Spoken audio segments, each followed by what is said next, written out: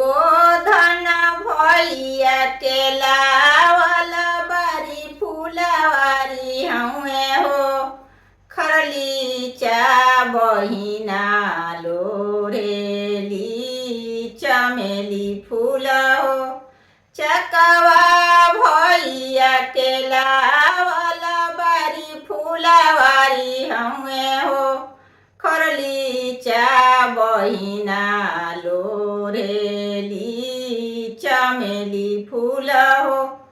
फूलवा लोरहत बहिनिया कुम्हिलाई गईली हो कि घामिरे गईले सिर के सेंदुरवा हो कि घामिरे गईले नायना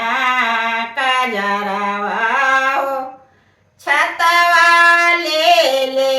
दौड़ल जाले चकौआ भैया हो कि बैठे बहिना एही जुड़ी छैया हो छतवा ले दौड़ल जाले गोधन भैया हो कि बैठे बहिना एही जुड़ी छैया हो पनिया लिहले दौड़ल जाली समा भौजो हो कि पियहे ननदोई हे जुरी पनिया हो कि पियहे ननदोई हे जुरी पनिया हो सब भैया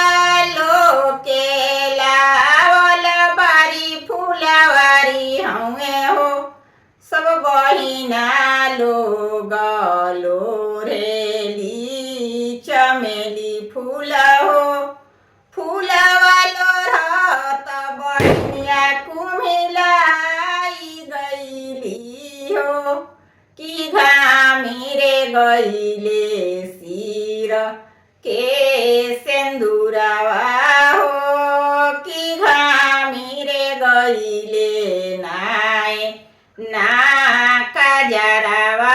हो छतवा ले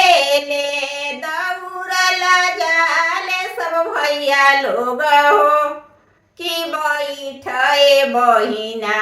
एही जुड़ी छैया हो पनिया लिहले दौड़ल जाली सब भौजो लोग हो कि पियहे ननदोई हे जुरी पनिया हो कि पियहे ननदोई हे जुरी पनिया